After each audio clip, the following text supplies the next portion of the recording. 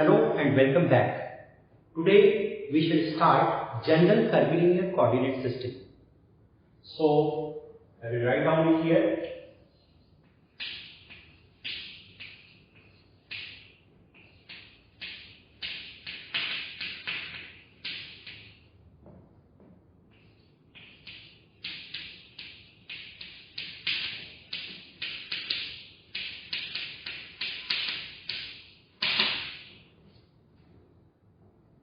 So, in case of a general curvilinear coordinate system, we have to consider three axes which need not be mutually perpendicular also.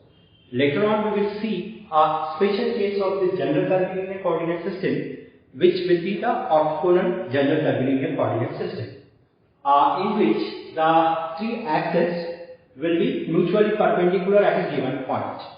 So, I will draw this Cartesian coordinate system here. So this is our z axis, this is y axis, and this one is our x axis. Now in case of a general curvilinear coordinate system, we have to consider three mutually perpendicular axes. So I will first draw this E1 cap, E2 cap and E3 cap, and then I will draw those axes. Rather it should be like this, around this x axis. So I draw it like this, and this third one is this. Okay, so these are nothing but E1 cap, E2 cap and E3 cap vectors. So we will have different curves here. This is first curve, then this one is the second, and this is one more curve. So this curve, which is towards x-axis, we will call it as nothing but U1 curve. This second curve, we will call it as U2 curve. And this third one, which is along z-axis, we will call it as U3 curve. Now, a vector which is tangent at this point to U1 curve, we will call it as E1 cap. This is the unit vector tangent to this one. Then second thing is nothing but what? A tangent to U2 curve, we will call it as E2 cap. And third curve is tangent to U3 is nothing but what? E3 cap. So these are E1 cap, E2 cap and E3 cap. They are tangent to each other. Okay. Now here we have different surfaces here. So the surface between U1 and U2, since it is perpendicular to U3 part, rather at a particular point, then what we say that this surface between U1 and U2 is called as U3 is equal to constant surface. U3 is equal to constant surface, or we can call it as U3 surface. The surface between U2 and, because what happens in this surface, U3 will remain constant, whatever may be. Say maybe 0 or maybe parallel surfaces to this, all these surfaces, this U3 will remain constant, it will not vary, only U1 and U2 will vary. Similarly, the surface between U2 and U3, this surface, we have to call it as what? U1 is constant, so we will call it as U1 is equal to constant surface. Then third surface is nothing but surface between U3 and U1. So what will be this surface? This surface will be nothing but U3, U1, so it is nothing but U2 surface. U2 is equal to constant surface. So we have these three surfaces here, and these are the mutually perpendicular. Now remember here, again, these directions of E1 cap, E2 cap and E3 cap, they can vary as the position changes. They are not constants. Their directions are not constant. At a particular point, we have these directions. If we move to another point, their directions will also vary. Okay, they are not constant in the direction. Although, since we are calling them as unit vectors, they will be constant in magnitude, but not constant in direction. Now, what will be the relation between Cartesian coordinate system and curvilinear coordinate system? So we can write down these U1 is equal to U1 as a function of x, y and z. Similarly, we can write down what will be u2 is equal to u2 as a function of what? X, y and z. And also we can write down u3 is equal to u3 as a function of x, y and z. Now, so here what we have done, these are nothing but they are called as the transformation equations. So in these transformation equations, what we have done is, we have written u1, u2 and u3 in terms of x, y, z. So here u1 in terms of x, y, z, u2 in terms of x, y, z and u3 also in terms of x, y, z. So these are called as the transformation equations. Transformation equations. Now we can have inverse transformation equations also. So in case of a inverse transformation equations,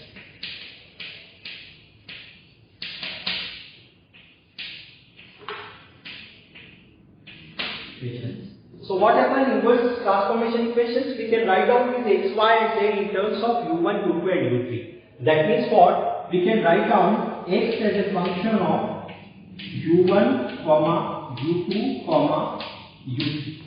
Similarly, we can write down y as a function of what? Y as a function of u1, u2, u3. And also we can write down z as a function of u1, u2, u3. Okay?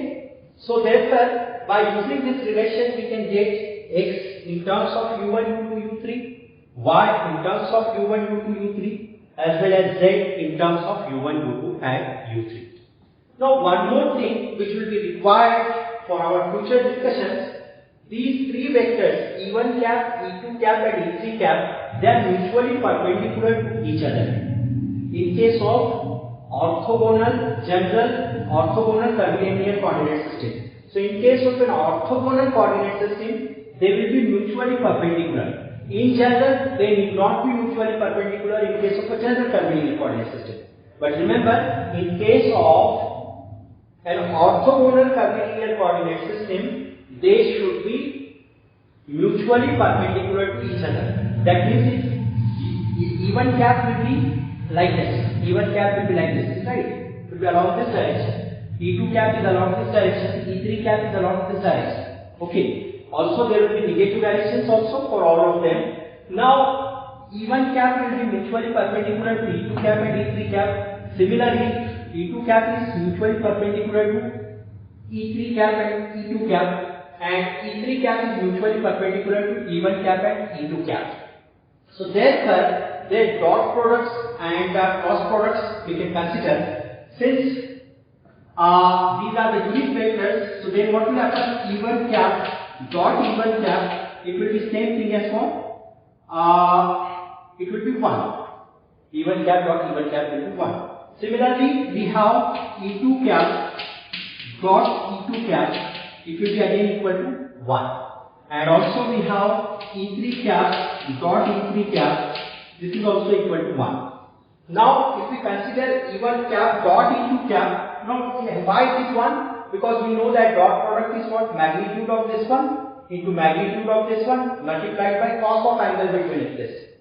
So magnitude of E1 cap is 1, magnitude of E1 cap again 1, and cos of angle between them same, since they are same vectors, so cos of angle between them is nothing but what? Cos of 0. So cos 0 is 1. So E1 cap dot E1 cap will be 1, 1 into 1, so that is 1.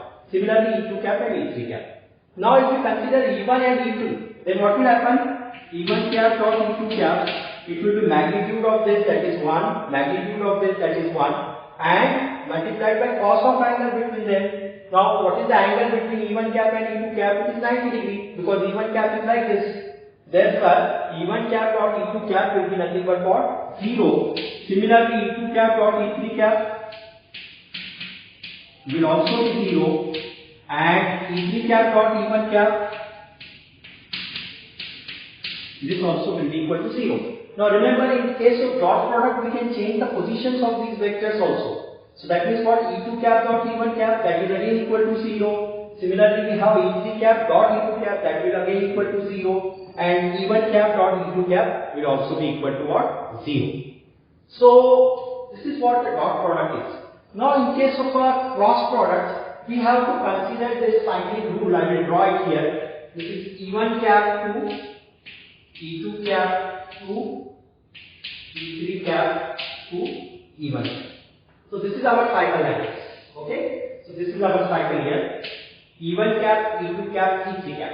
So if you consider the, first of all, if you consider the cross product of E1 cap with itself, then what happens? That is magnitude of E1 cap multiplied by magnitude of E1 cap multiplied by sine of angle between E1 cap and E1 cap, that is 0, multiplied by a plane perpendicular, a vector, unit vector perpendicular to the plane formed by what? E1 and E1.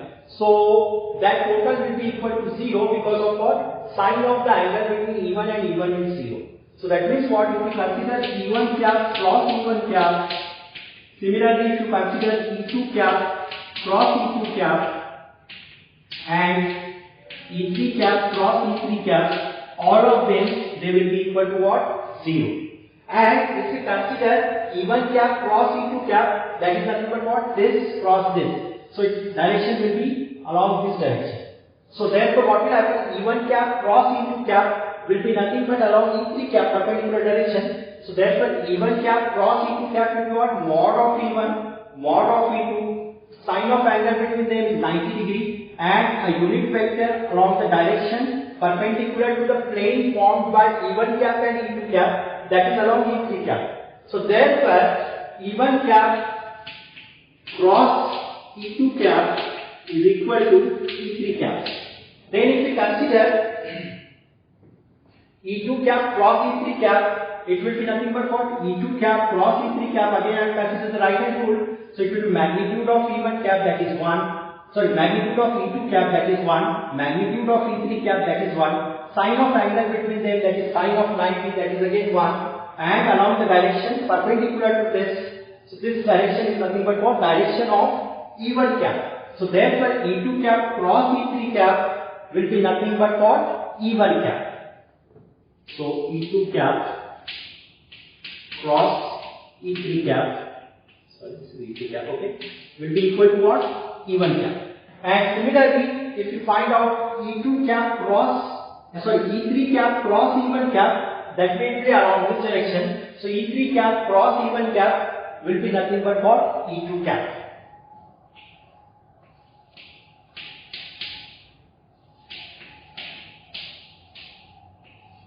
Okay. Now what will happen if we interchange their positions here? E2 cap cross E1 cap. Then similarly E3 cap cross E2 cap. And E1 cap cross this. Now we have seen that this is the cyclic order like this. E1 to E2 to E3 to, and again like this. Okay, E1 into E3. So E1 cap cross E2 cap will be E3. E3 cap cross E1 cap will be E2 cap. E1 cap cross E2 cap will be E3 cap. E2 cap cross E3 cap will be E1 cap. And E3 cap cross E1 cap will be nothing but what? E2 cap. So that is the cyclic order. Now what will happen if we change this cyclic order? Instead of E1 cap cross E2 cap, if I try to find out.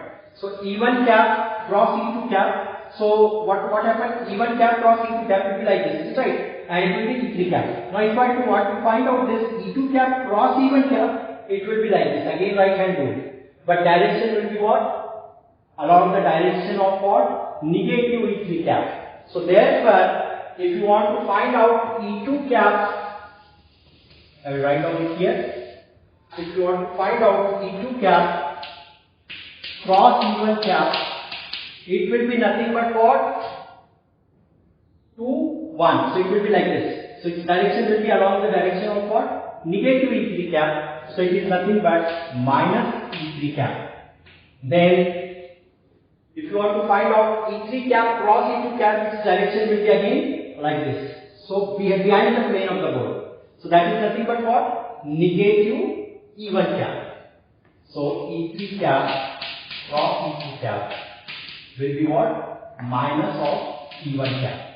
And third one is nothing but what? E3 cap cross E1 cap is along E2 cap. But if you want to find out reverse, in the reverse order, that is what? E1 cap cross E3 cap It will be along the negative direction of what? E2 cap. So it is nothing but what? E1 cap cross E3 cap will be negative direction of what? E2 cap. So this is the general curvilinear coordinate systems, and also we have considered a particular case over here when they are the orthogonal curvilinear coordinate system. So in case of an orthogonal curvilinear coordinate system, these three unit vectors, they will be mutually perpendicular to each other, and their dot products and cross product will be like this. Okay. So remember, the most important thing is that we can relate a general curvilinear coordinate system with the Cartesian coordinate system by using these two transformation equations. These are the transformation equations and these are the reverse transformation equations. So these equations will be required for us in our later discussion for the length element, area element and the volume element discussion. So we shall stop then for this lecture. We shall continue in our next lecture. Thank you very much for patience listening.